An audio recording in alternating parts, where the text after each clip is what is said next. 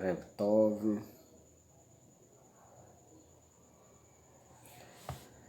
Vamos aqui ao estudo das profecias de Isaías, sobre Isaías 53, o Targum Yonatam. Targum Yonatam, Isaías 53. Alegação dos missionários. O mais antigo comentário judaico sobre Isaías, o Targum Yonatam, ensina que o servo sofredor de Isaías 53 é o Messias. Em quase todos os livros ou artigos missionários que trazem fontes rabínicas para tentar provar seus argumentos, o Targum de Yonatan ben Uziel é geralmente mencionado como uma prova de que os antigos rabinos acreditavam que o servo sofredor de Isaías 53 seria o Mashiach ben David, o rei Messias. A maioria das fontes cita apenas um único verso desse Targum. Segue um exemplo disso a partir de um artigo de Victor Buxbazen. Desde os dias antigos, Isaías 53 era interpretado pelos judeus como aplicável ao Messias. Assim, Yonatan ben Uziel, do primeiro século, em seu Targum, uma tradução aramaica da Bíblia hebraica, parafraseia Isaías 53. Meu servo, o Messias, será grande, que foi ferido pelos nossos pecados. Deve notar-se que o autor do artigo, na verdade, fabricou parte dessa passagem. As palavras que foi ferido pelos nossos pecados não aparecem no Targum original em lugar algum, como poderemos ver a partir da tradução que será discutida em detalhes logo adiante. Curioso é notar que os missionários normalmente prezam o autor do Targum tanto quanto ele alude a seus pontos de vista. Porém, as coisas mudam quando analisamos o contexto de toda a passagem. Daí percebemos uma indisposição contra ele, isto é, afirmam que Yonatan torce os textos completamente. Se o problema não fosse tão sério, seria risível, levando-se em conta que o relato do servo sofredor começa realmente em Isaías 52, 13. Começaremos por ali nossa citação do Targum. Isaías 52, 13. Eis que o meu servo prosperará, ele será exaltado e elevado e muito sublime. O Targum lê, 52, 13. Eis que meu servo ungido, aramaico, Meshirá, prosperará. Ele deverá ser elevado e aumentará e será muito forte. Aqui, segundo o Targum, o servo é chamado de ungido. Confira o aramaico Meshirá. Deriva-se daí a hipótese do Targum estar fazendo referência ao Messias, o que pode ser, à primeira vista, absolutamente viável. Porém, cabe salientar que Israel é por algumas vezes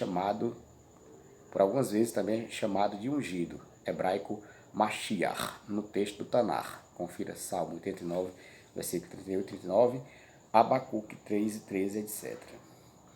Assim, sigamos em frente.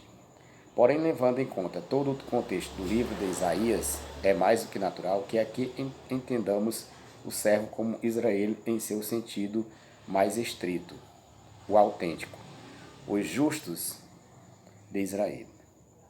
Percebe-se isso ao lermos todas as referências de Isaías do servo, que é mencionado como Israel, Yaakov. Vide Isaías 41, versículo 8, 44, versículos 1 e 2 e 21, 45, versículo 4, 48, versículo 20 e 49, versículo 3.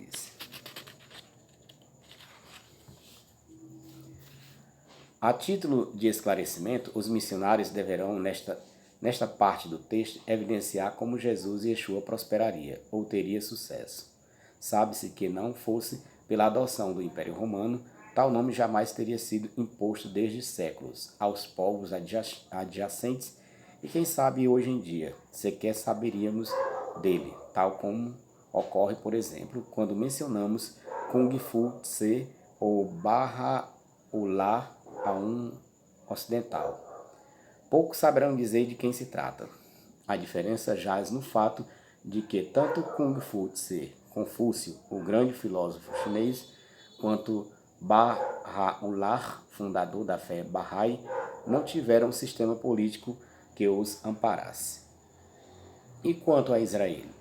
Isaías é categórico ao afirmar em mais de 10 versos, na sequência de todo o capítulo de seu livro, que Israel, o povo judeu, será próspero e atingirá no futuro os objetivos para os quais fora criado.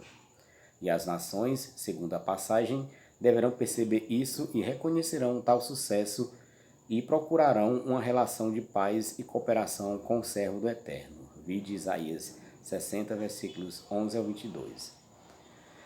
Na mesma proporção, as nações reconhecerão seu erro e buscarão entre os judeus o reconhecimento de Hashem. Isaías 2, versículos 1 e 2, Jeremias 16, versículos 19 e 20, Zacarias 8, 23. Esse é o sucesso e a exaltação futura do servo. Isaías 52, 14. Assim como muitos ficaram horrorizados por estar tão desfigurado o seu rosto, como se não fosse de um homem, e a sua figura ao contrário da dos filhos dos homens. O Targum lê 52:14. E como a casa de Israel olhou para ele durante muitos dias, porque seu rosto se obscureceu entre os povos, e sua tez se escureceu além da dos filhos dos homens. Aqui o servo é Israel. Podemos facilmente perceber o quanto Israel sofreu abuso em seu exílio enquanto esperava pela vinda do Messias. A casa de Israel refere-se ao todo do povo, enquanto ele refere-se a Israel, o ideal. O servo justo que sofria pelos pecados da maioria da nação. Pecados esses que derivaram-se, na maioria das vezes, de práticas idólatras. A máxima talmúdica, todo aquele que nega a idolatria é chamado de judeu. Kol hakofer be'ez nikra Yehudi. Megillah 13a reflete tal condição. Israel, no sentido estrito do termo, é sempre o Israel ideal, aquele que rejeita formal e cabalmente quaisquer práticas idólatras. Assim foi com os tzadikim, justos de Israel ao longo de sua história. Sofreu juntamente com aqueles que realmente transgrediam. Uma objeção que podem colocar a esta altura talvez teria a ver com a noção de Israel como um homem cujo rosto esteve obscurecido. Isso, na verdade, não consiste em problema algum, posto que por várias vezes no Tanakh temos Israel sendo representado por um homem ou referenciado no singular. Seguem alguns exemplos. Êxodo 19, versículo 2. Israel acampou em frente ao monte. Salmo 80, 17. Seja a tua mão sobre o homem da tua destra. Isaías 44, 21. Israel, porquanto és o meu servo. Quanto a Jesus e Yeshua, ainda que aqui tentem percebê-lo devido à referência a alguém abatido e ferido, cumpre entender o seguinte. Ele, segundo vemos pelo próprio Novo Testamento, foi condenado à morte devido àquilo que foi entendido pelos judeus de então como uma falsa alegação messiânica. A pena que teria sido aplicada foi a de crucificação pelo Estado romano. Tal sofrimento, caso tivesse sido histórico, não representa um sofrimento solidário em relação ao povo, mas fruto apenas de uma condenação individual por erros cometidos exatamente por ele mesmo e por ninguém mais. Isaías 52, 15. Assim ele deixará perplexas muitas nações. Reis fecharão as suas bocas por causa dele, pois aquilo que não lhes tinha sido dito, eles verão, e aquilo que não tinham ouvido, eles entenderão. O Targum lê, 52:15. Então ele vai espalhar a muitos povos. Por ele, reis ficarão mudos e colocarão as mãos sobre a boca, porque aquilo que não lhes foi dito, eles viram, e aquilo que não tinham ouvido, eles observaram. Aqui não temos informações específicas de sobre quem se trata. Considerando-se os versos anteriores, porém, podemos entender que, pelo contexto, ainda temos aqui referências à exaltação do servo, Israel. Ainda que entendamos aqui uma eventual alusão ao rei Messias, o verso não poderá dizer respeito a Jesus e Yeshua, porque a conclusão do nosso verso diz que os reis e as nações, por extensão, verão aquilo que não lhes tinha sido dito, e entenderão aquilo que não tinham ouvido. Não conseguimos imaginar nada mais anunciado hoje em dia do que a doutrina de Jesus e Yeshua, diariamente pelo rádio, TV, internet e todos os demais meios. Seu nome e sua doutrina é apregoada aos quatro ventos. Como dissemos, ainda que este verso queira fazer alguma referência subjetiva ao Messias, certamente o Messias em que o verso anuncia é muito diferente, extremamente diferente do que hoje em dia se percebe por meio das religiões que defendem a messianidade de Jesus e Yeshua.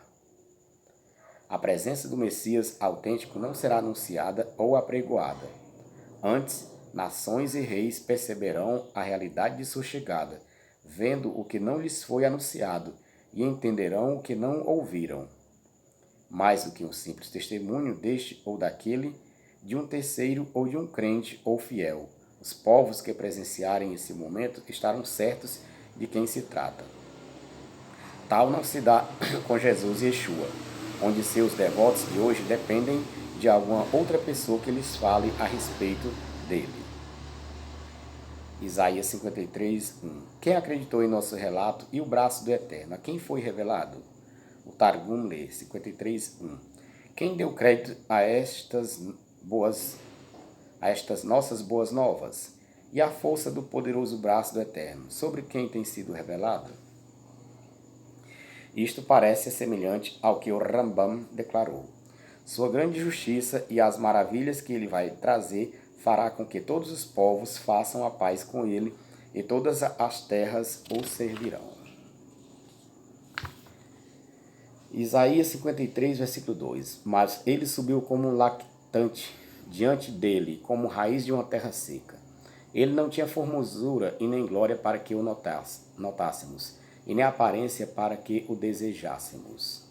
O Targum lê 53, 2. Os justos irão crescer diante dele, sim, como brotos que florescem, e como árvore que envia suas raízes para junto das correntes de águas. Eles vão aumentar, gerações santas, literalmente, santos filhos, na terra que estava necessitando dele. Seu semblante já não profano, e o terror, não o terror de uma pessoa simples. Sua pele será de uma tez obscura, e todos olharão fixamente para ele. O servo neste versículo é uma referência aos justos de Israel. Parece que este versículo é a fonte na qual o Rashi se baseia para dizer que a figura do servo remete aos justos da nação e não a todo Israel. Nós vemos que não apenas o Messias, como mencionado em 52:13, mas todos os justos de Israel serão exaltados em algum tempo vindouro. Após termos analisado alguns dos versos mais importantes de Isaías 52 e 53, comparando o Targum ao texto do Tanakh, cabe uma síntese da versão de Ben Uziel acerca do tema, a saber, quem é o servo sofredor? Isaías 53, 4. Servo, Israel e o Messias. Isaías 53, 5. Servo, Messias. Isaías 53, 8. Servo, Israel. Isaías 53, 10. Servo, Israel. Isaías 35, 11. Servo, Israel e o Messias. Isaías 53, 12. Servo, o Messias. É importante notar que quando mencionamos Israel, o que subtende-se aqui é uma referência aos justos dentre o povo. E, obviamente, o Messias estará aqui incluído. Por isso, o Targum inclui esta interpretação.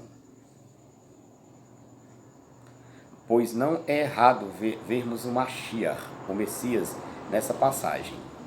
Errado mesmo é ver somente ele, afinal. Os justos, Sadiquim em Israel, foram e têm sido muitos. A diferença é que aqui no Targum, se há uma inclusão do Messias, a mesma deve ser entendida como menção atemporal. O Messias, como um justo em Israel, sofre com os seus compatriotas judeus mesmo antes de sua manifestação, ao longo dos grandes exílios de Israel. Esta verdade é oposta mesmo pelo Zohar na Parashá Vayakhel 212, fólio